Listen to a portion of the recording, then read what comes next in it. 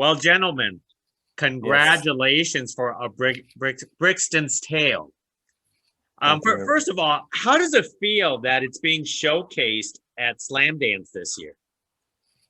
It made our year, man.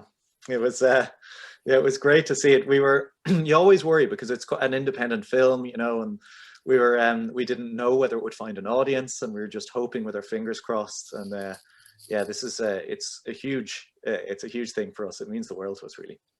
Wow. Yeah, absolutely. I mean, we got the news, I think it was in November, so it was quite bleak with the COVID and everything, and news were not really exciting. And then this happened. So I think ever since November, I'm quite excited, and it's quite a contrast with everyone around me. They're like, "Oh my God, this is so depressing." I'm like, "Oh, I have a film going to Slam. That's exciting." Things are moving forward. That is terrific. Ola, why were you attracted into doing a film like A Brixton's Tale? Yeah, okay. I grew up in London. I grew up not too far away from Brixton, and I just graduated. I had just graduated at that point from drama school, and there's something so not only comfortable about working in surroundings that you're familiar with when you first leave kind of drama school and you go out into the big world, but you also have like an opportunity to play a character that you've either seen before or you currently know right now, just something that you're kind of used to. I felt the sort of need to help do justice to this story, play a character that I know or play a character that I've grown up with. I felt like, yeah, I could do this. I could help tell a little bit more about Brixton, more about characters from Brixton. So yeah, there was a lot to be attracted to. I'm just glad that I got it. Let me backtrack it just a little bit here. So you could relate to Benji, who's like a street person himself. Yeah. I mean, because I grew up around. I had friends that were similar to Benji's character, but Benji was sort of like this 3D character, right? Because Benji wasn't he's not your typical street kid. So I mean, like, he grew up around the area, but he doesn't have, you could kind of see the change through Benji as time goes on. Benji is the sort of person that he grows up in this area, but if you met him in a different surrounding and you met him with a different outfit, you wouldn't necessarily say that Benji is Brixton through and through. Do you know what I mean? Like, he's someone that has these aspirations, which is amazing because I could relate that part to me and how Benji wears his heart on his sleeve. I know people like that. And I grew up with friends that were more like Dexter, like Darius, Dexter, who played Darius. So it was kind of like I was filming this life that I have either seen or I have lived to some extent, Wow. Bertrand Desrochers. So for you guys are making your feature film directorial debut. You guys didn't write the story, but why did you want to basically direct this film? Because it was challenging in the aspect that it uses different types of cameras.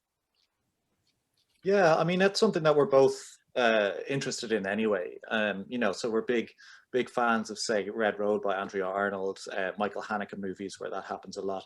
I think that using mixed media is something that we're both really interested in anyway. So that challenge is something we were very excited about. But the reason we got involved to begin with is because a good friend of ours, we all went to school together, film school together, myself, Bert, and Rupert Bainham, the writer. So Rupert asked us to direct it. We were shooting some short films together. And he just decided, he was like, listen, I have this story. I was working on it in film school. I think we should just make it instead of putting it in a drawer somewhere, which usually happens with your first screenplay. So yeah, it was exciting to get on board, and we just jumped at the chance to be able to make a movie, and the story itself was a great story. Like, it was it was deep. It had it touched on a lot of social issues without being pure social realism, which is something that we were really attracted by. It wasn't something that was that was heavy or depressing. It was something that had energy to it, but still was about something.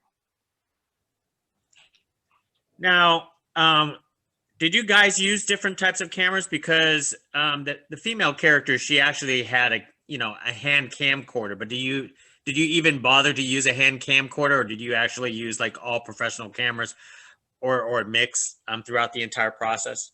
It Oh, was yeah, it Leah's was camera wasn't just the prop.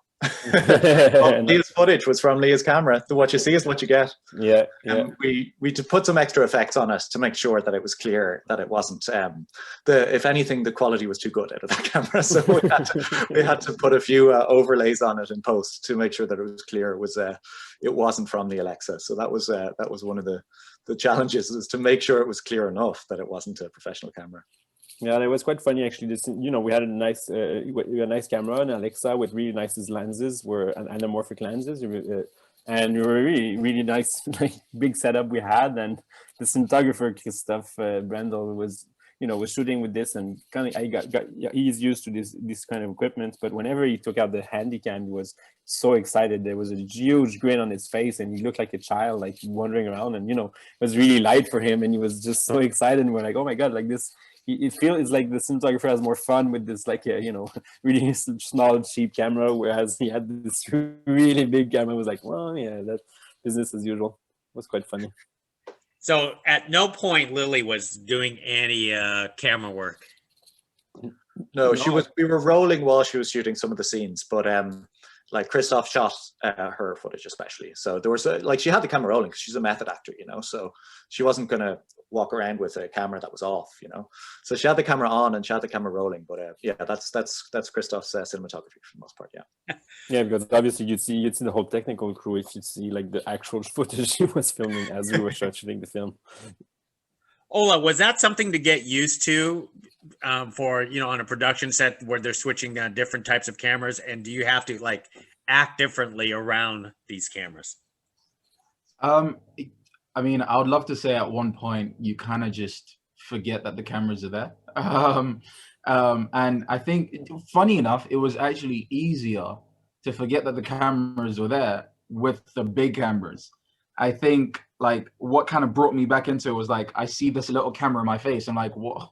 Why is this here? So it was kind of something to get used to for the first, I think, 1 or 2 days. But then after that, I kind of missed the camera when the camera wasn't there. It kind of became like if there was a scene with just myself and Lily, we would notice when the handheld camera is not there.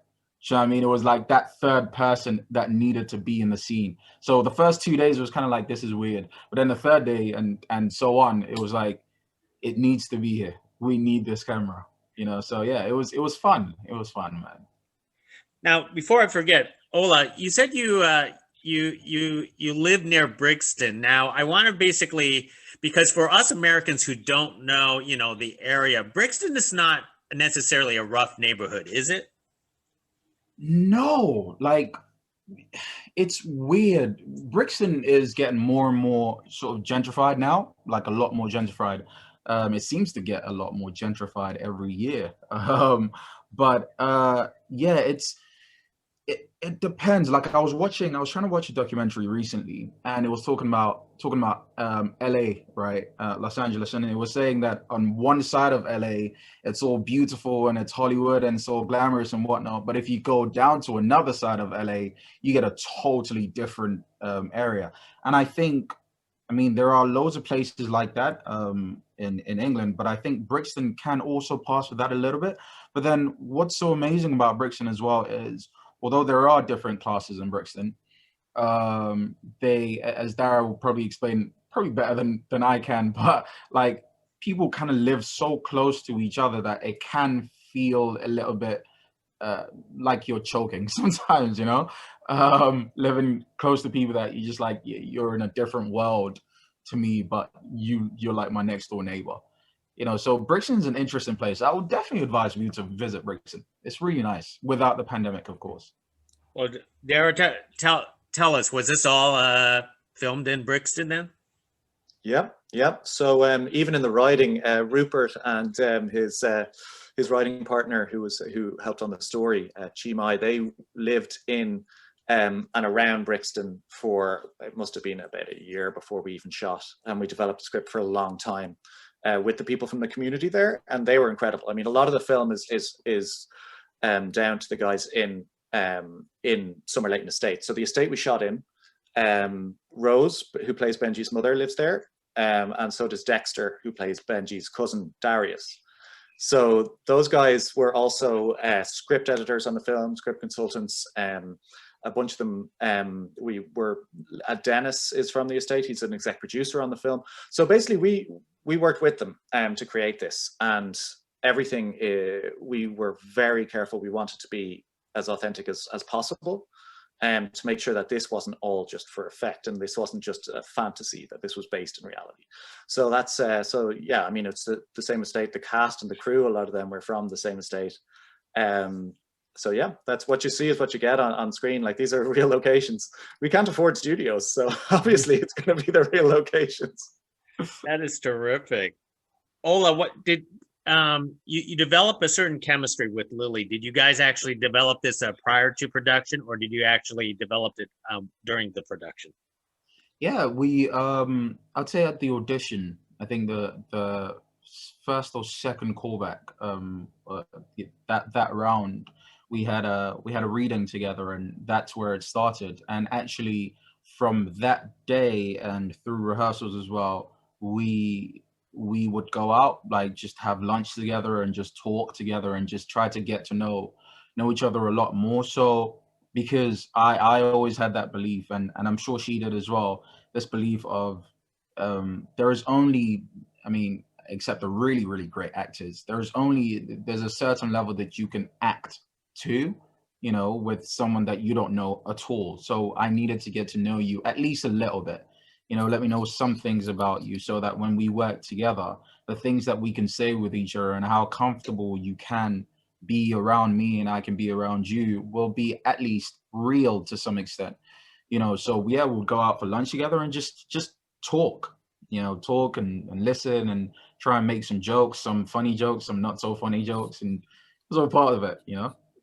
Excellent. Bertrand, Darragh, one of the things that you had to utilize was different types of filming, because obviously you had the regular cinematic filming, you had the documentary filming, heck, you even had a rap video in it. Could you talk about basically the process of why you wanted to be challenged on the different type of cinematography for this type of project? Yeah, I think a lot of it was down to how we wanted to tackle it, something that wasn't originally in the script. Leah was initially a photographer. And we just thought that there was something that's very contemporary right now, which is the fact that it's very different from me because I'm so much older than everyone else in the production, is that people grow up now on camera, seeing each other on camera and being on camera themselves. And obviously it's all done with phones, but we wanted something that was a little bit more iconic than that. That's why we used the Handycam. And I think that helps someone to get obsessed with reality with an image over reality. And I think that's what leads to the breakdown in the relationship between Leah and Benji, but it also leads to them pursuing this idea of what a guy from Brixton is supposed to be like, what a guy from this particular housing estate in Brixton is supposed to be like, because it's about image, it's not about reality, and you cut out the frame. Like, you're not looking at things on the left, right, above and below the frame. So that's why we wanted to use the different kinds of cinematography to represent that. Yeah, I think that's something really interesting that for me it really appeared in the editing room, was the emotions you get from watching images of yourself early on in your life. You know, that's something really interesting. And you know, they've gone through such a big change in such a short period of time. You know, so when Leah watches images of them happy together and the relationship has fallen apart and she's done bad decision and they've gone like that road. The relationship you have with your own memories is really interesting, but I think with watching yourself on screen is perhaps more cinematic and more dramatic way of putting it. And I think it's something, I think it was more there conceptually in the earlier process. It's really when we were editing it that it kind of appeared, really struck us, you know, like, wow, this is really heavy emotionally, you know, seeing her watching moments of her, Benji and Archie happy together, and now everybody's kind of falling apart. It weighs in, you know. And Ola, this is your first leading role. How Yeah. do you like that experience? Because I know you're going to be in a big movie called Cherry pretty soon Yeah. with Tom Holland. Do you Yeah. like playing the leading role, or do you like to be more of a supporting role in big movies? Oh, that's a good question. Oh, I think, do you know what? I like both right now. Of course, there was some pressure that I placed on myself with Benji, because you're like, okay, I am in pretty much almost every scene, so you have to be on it the whole time. And I mean, it's not different when you're playing a role like in a film like Cherry, but on that role, I kind of got to watch other people as well and kind of take some ideas from them. Whereas here, it's kind of like, it's when I go home that I'm taking ideas. You know, I have to go home, and I'm doing my research when I'm at home, and I'm getting to the character when I'm at home. When you're on set, you're just on it. You have to be on it the whole time. It was fun as well. I have to put that out there. So which do I prefer? Brixton Tale. Brixton Tale. I mean, of course. Of course. I think, yeah, just getting to play that character that you see has changed throughout the whole movie. I prefer that for sure. So Benji, yeah, I love playing Benji for sure. I love to play roles like that, like the lead role for sure. Absolutely. Or if I understand well, you prefer like lead roles other than small roles. So like any directors out there, just give Ola another lead role, because that's what he prefers. I think I that's would really a take diplomatic way of putting it out there. I would take it for sure. Yeah. Excellent. Well, let me wrap it up with one more question, because I know I've taken your gentlemen some time now. We're actually talking, via Zoom, internationally. I would have loved to meet you guys, in, Park City for a Slamdance, but it's a crazy world out there. So how are you staying creative and sane during times like this? Who wants to start? But you guys start. Wow, that's a really interesting question. Actually, well, I think we're all working on different projects and for future projects. But for me, I've been doing some writing for other feature film projects, and I actually it's been really productive for me, because there's no like going out partying whatsoever possible, and there's not much procrastination. And I don't know, for me, I've been having lots of like a big social life with like creative friends that are like characters in the movie, and I feel I'm interacting with them, and they're like my great friends, but they just don't exist. But I've been coping it with it that way. So for me, it's been okay. There are ups and downs, but work on your films, I guess. Darragh? Well, for me, a lot of it has been like just writing as well. I mean, you can't go out and be on set, but you can write, and you can edit, and all that kind of stuff. So I mean, I think it's tough in terms of the long term. Like if you want to get something made, but I mean, there's no excuse not to be writing the next movie. In fairness, you can't go anywhere. So what else are you going to do? Yeah, I think I've You just have the last word. I've been being in communication, a lot more communication with friends and the family, and meeting new people as I can through friends and through family, like online, and having conversations, just because I think that's how you get to make characters 3D and make characters real. When you get a character that maybe you've never lived that life before, like for instance, I had never been to America before Cherry, right? And I had never played, like I've watched some American Soldiers, but I'd never done anything like that. So I had no experience of that whatsoever. But I had seen and kind of spoken to in bits with people like that. And even on sets, you get to speak to people like that. And so you made the character real.